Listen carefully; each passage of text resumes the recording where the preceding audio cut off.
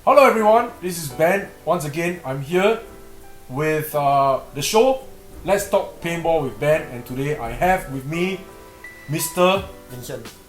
Vincent Tay. Okay, so Vincent Tay, as most of you all would have already known, is a quite iconic player, right, in Asia.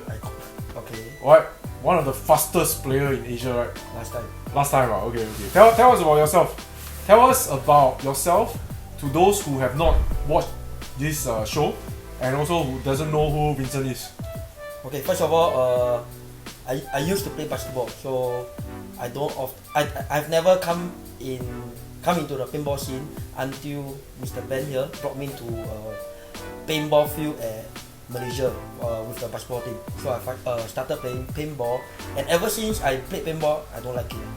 Not really that I don't like the game, but my focus was on basketball until year 2 of my poly days, when Ben decided to, hey, Vincent, play with us for a competition, and that was the time I started playing paintball. Yeah, that was a long time ago. So in short, right, I was looking for a player. I need a reserve player. Actually, he was a reserve player. Yeah, I need a reserve player, and I need someone who's fast, someone who can really run. And then the first person who came to my mind was somebody who can really run, and in this case, this guy can really run. He was really very fast. And therefore I said, hey, Vincent, we need a reserve player. Yep. I know you haven't played paintball before. Do you want to come down and then play paintball with us? Right, so that was how you started. But today, the topic of what we're going to speak about is basically the things that you do at the field.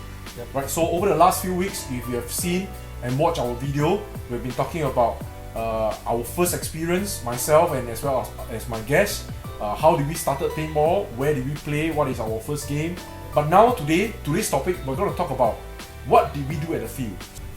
Okay, so for me, my first position, being tall, right, almost 6 feet, I was playing the snake. I don't believe it. Of course, it's fake, yeah. So I started playing at the back, but I couldn't find a footing for myself, because I'm too big for the corner bunker.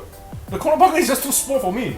I hope I can stay in there, but in my team I have a bigger guy, right? Arthur is bigger than me, okay. And Arthur said I want to be in the middle, and I'm like, okay, obviously I cannot make that poor guy run to the corner, right? Definitely he's slower than me, right? Yeah. But he's very fast when he swims, faster than me when he swims. I cannot even outrun him. I was running, he's swimming, I can even slower than him. But anyway, my point is, running to the corner, it's difficult somehow, for me. Now it's fine, okay? Now, I get used to playing left, I get used to playing right. If you ask me, I prefer playing on the Dorito side because I can see myself having more secondary movement up. Okay. Playing in the snake, not a problem. I think I can hold the snake pretty well. But moving up can be a danger because of my size. Not as athletic as the rest of the other players.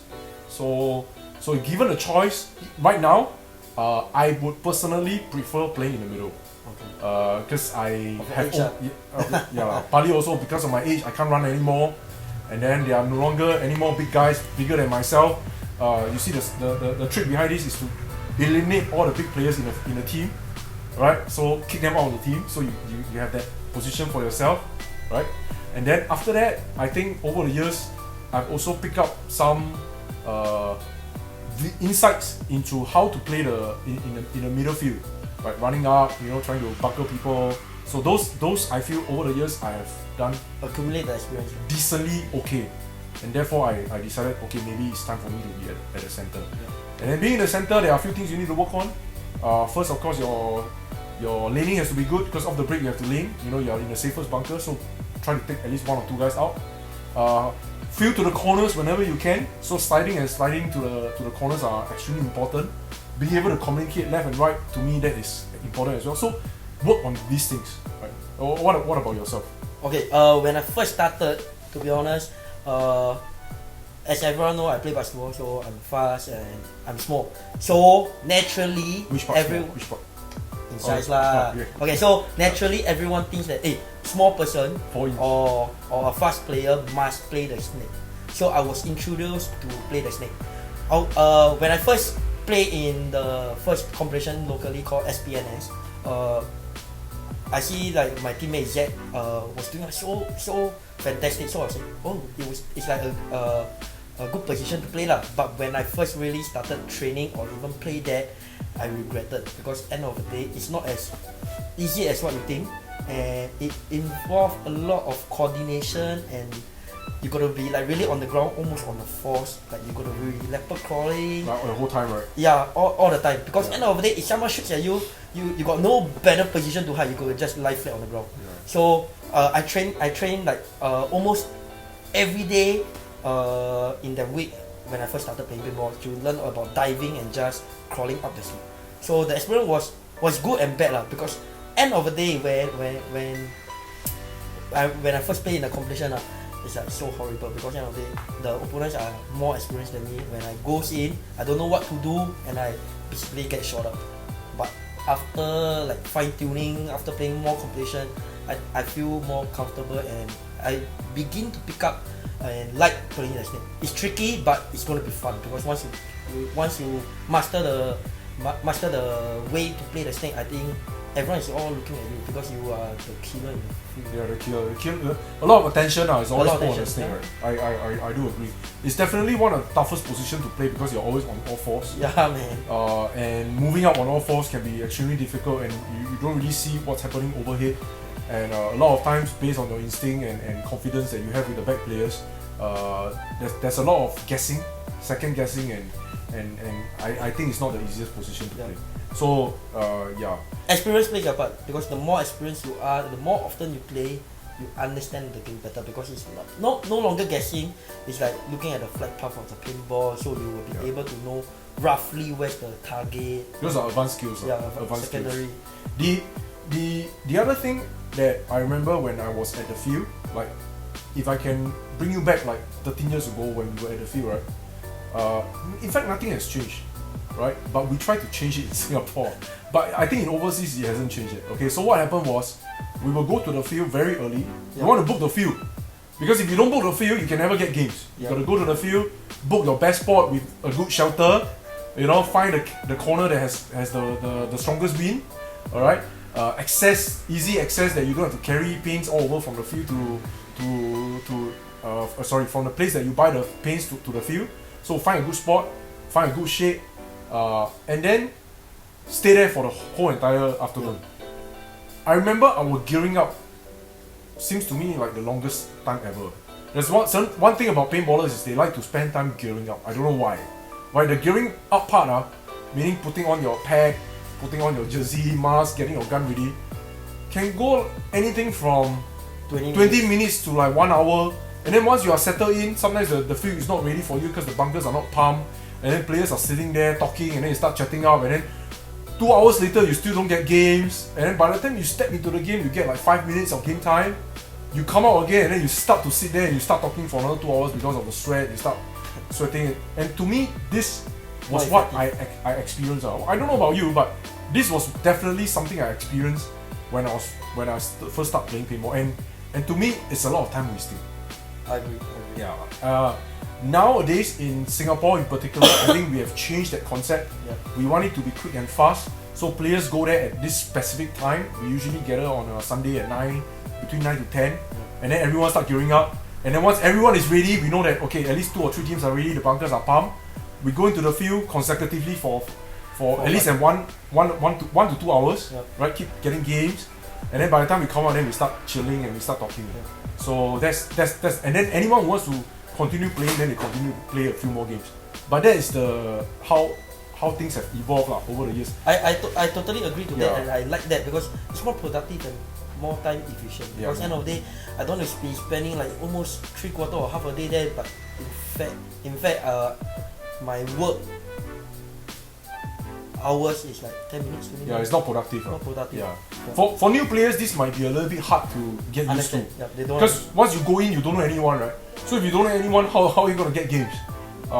There's definitely one way that you can break this, and that is to find a coordinator for the games. Yeah. You know, be a bit more thick-skinned, get and join a team, and then just get yourself into the field. Yeah, I agree. Yeah. Don't be shy to ask because end of the day, whoever is at the field, I think they are more than willing to share with you, and also they are more than willing to have you together, to play together and guide you along.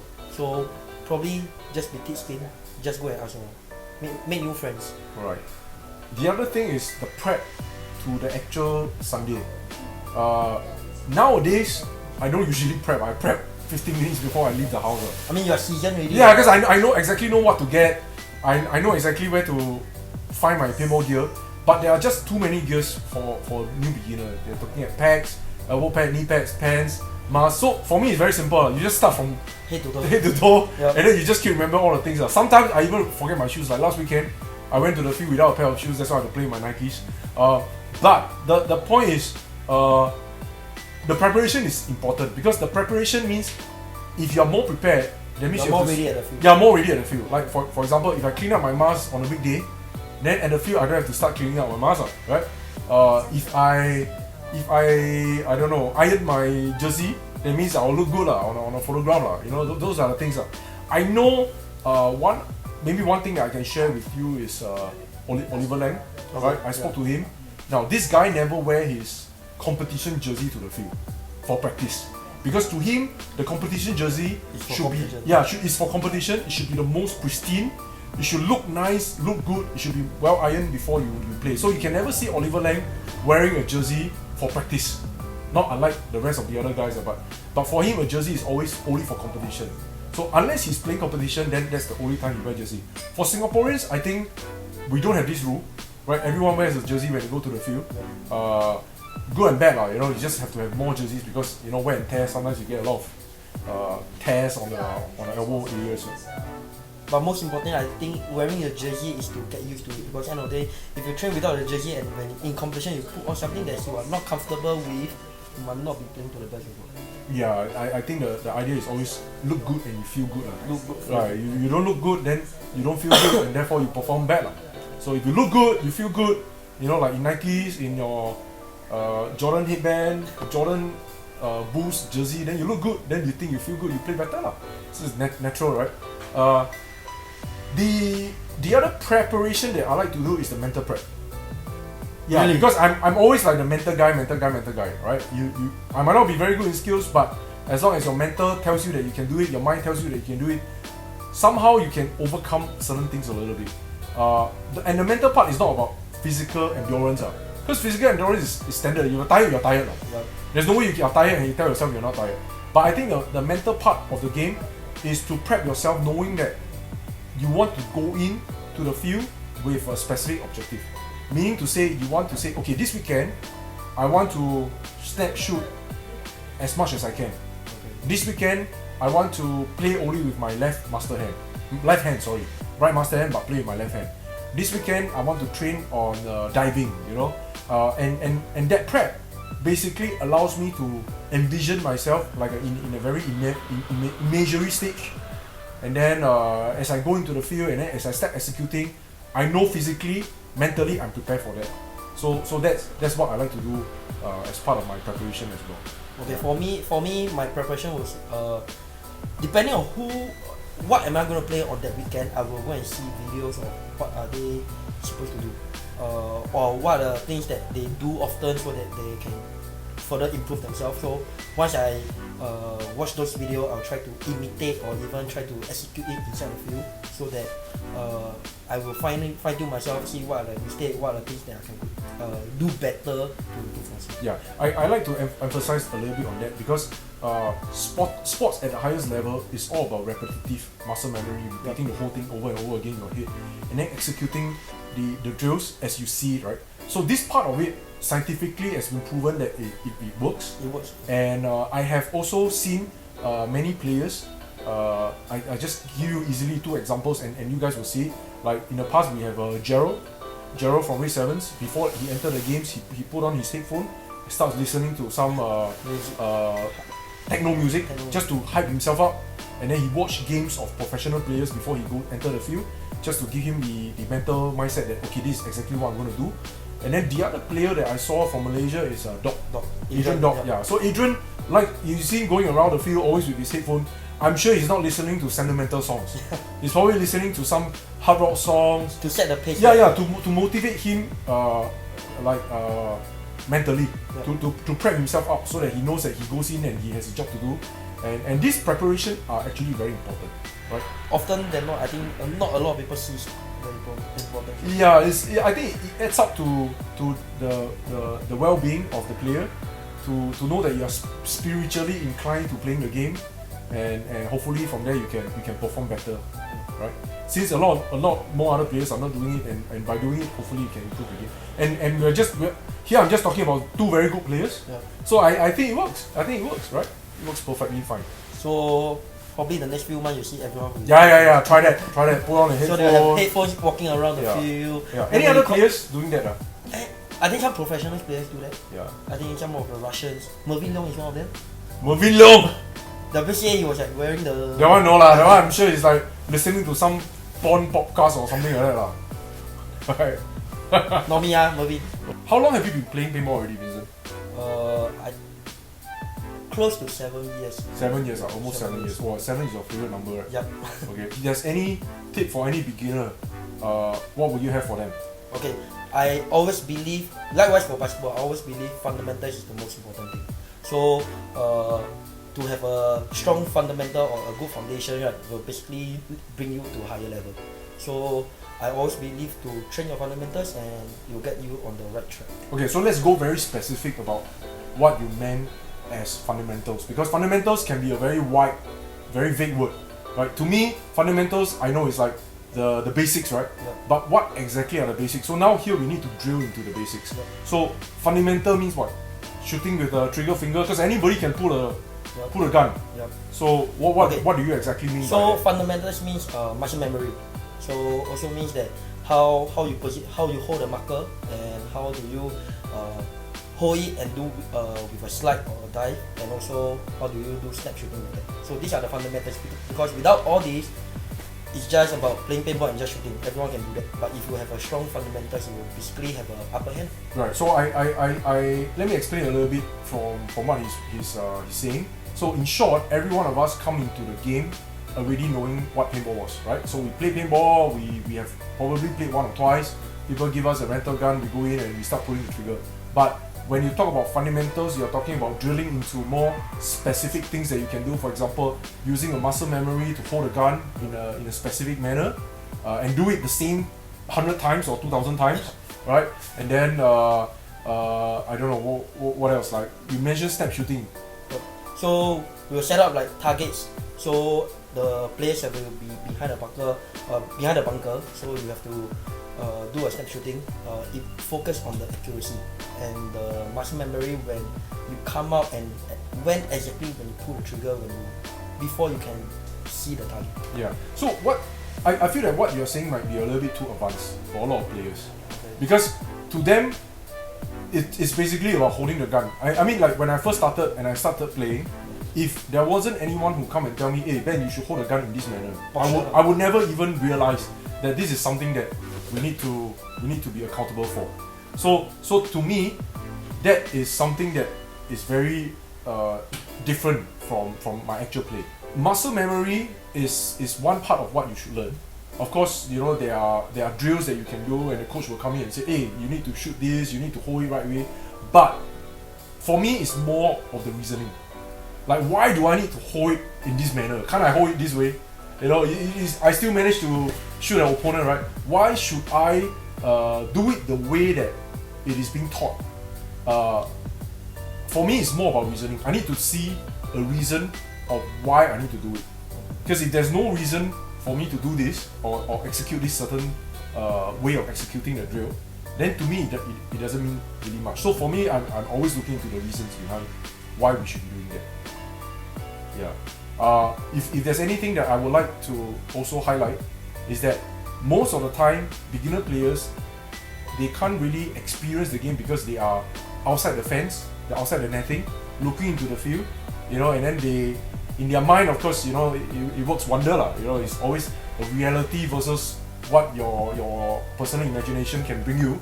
But a lot of times it is two different things. Like in the field, sometimes I'm feeling like I'm running so fast, but in reality, when people are watching me from outside the net, they look at me as running very slow. So you often do not, you are unable to really see yourself executing this actions or drills from your own perspective. You always need someone else to come in and tell you, hey, you're doing it right, you're doing it wrong. Have you ever done the double knee slide? Double knee slide. Yeah. Definitely, I think all players started with that. Yeah, I think that's the someone knee. advised. That's the knee killer. Yeah, they were injured only. I think the first person that taught the double knee slide is maybe Kiko. So when we first, I don't know, when we first have Kiko coming on the scene, right? He's always teaching people how to do double knee slide. I remember there was a time, right, at our old field where people were actually practicing double knee slides. Oh, shit. Like really, literally practicing like knee killers, you know, like wow, going bam, bam, bam, and then I don't know how their knees can take it up, but double knee slide is a no-no for me. Yeah. Right. First, it doesn't look nice. Okay. I think sometimes I still execute double knee slide. You know. Subconsciously, Like okay, for example, I think a good scenario would be running to the center of the field, and then as halfway through the run, then you suddenly see somebody popping out, right? Then there's no way you can execute a slide, so you go in double knee. Okay, probably. Or you see shots coming over. Yeah. I think it's we still do it, but we of course highly recommend everyone not to do it. The double knee slide. What other things are the common mistakes that a beginner will not naturally commit?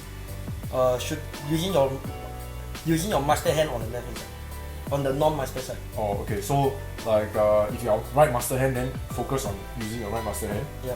Then but on the left they still use the right hand. So sometimes you switch the gun to the left, so you have to use the left hand. So this is something very different from any other sports, because you have to use both hands. Just imagine a badminton player who try and use right hand to receive all the shuttlecock as he makes the squash. Right, as he makes the smacks, and then in certain angles that he cannot reach, he has to change the racket to his left hand and then start whacking the left. So in paintball, basically you use both hands. Right, so I think that's important.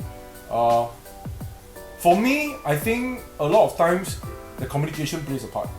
So we always tell a new player like, hey, you need to communicate, but we didn't tell him exactly how to. What to do. Yeah, how to. So this guy will go in, and then if he sees somebody running to say the snake, right, and then he gets so anxious, gets so hyped up, and then the whole entire course he will say snake one, snake one, snake one, snake one, snake one, snake one. But before that, I think what is a snake? I don't know. I was hoping that sometimes somebody will spank him on the head, like give him a few thigh slap, and then say shut up!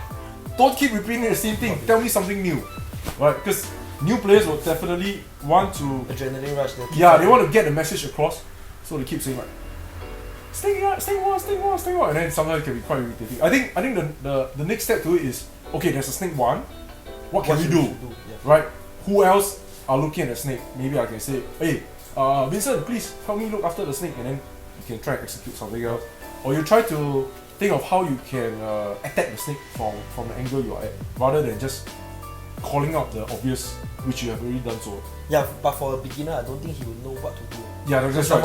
Someone must be advising him. No, you're absolutely right. So this is the reason why we have this video. So if you're a new player and you're watching this video, make sure, other than just communicating, just talking about bunker codes, right? Other than just telling your teammate where the opponent is, look beyond that. Think a little bit more. How can we get him? Which angle can I get him from? Where should I run to try and get a better angle? Yeah, that's right. Anything else that are common mistakes by beginners? Common mistake. Don't know the rules.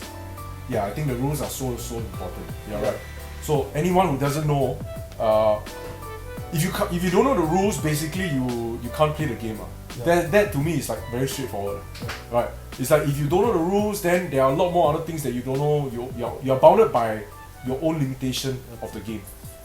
If you know the rules, then I think it's not to break it, but end of the day, because if you don't know the rules, often for beginners, right, once they get shot, they call themselves up immediately. They didn't even check whether there's a valid hit, right? Yeah, I think that's a common one. I myself commit to that because of pain, right? Once somebody shoot you, you feel it. You feel painful. Normally, you just call yourself. Yeah, then you just kill yourself and commit suicide. So by knowing the rules, I think it helps the players to play the game a little bit better. Definitely. So anything else for new players? New players, I think find the correct mentor.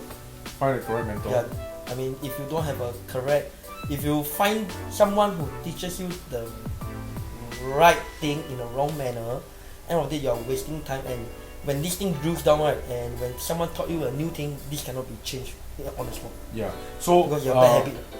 yeah, for me, I think it was also quite hard for us to learn the game actually, because we if you have watched the last few episodes, we had no reference. No one was teaching us how to play speedball in Singapore.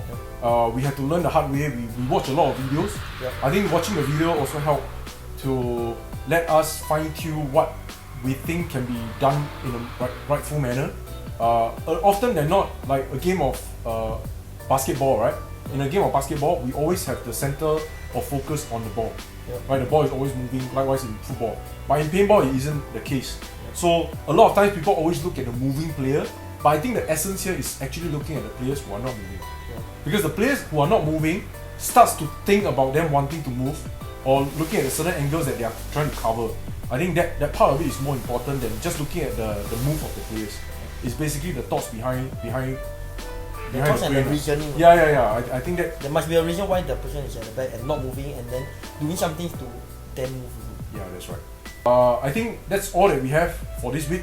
We probably covered about 20 minutes of the show. Thank you for coming on. Thank you for having me. And sharing your experience with the new players. Now, what's going to happen next week or the week after that and the subsequent week is that we have now reached our 5th episode, right?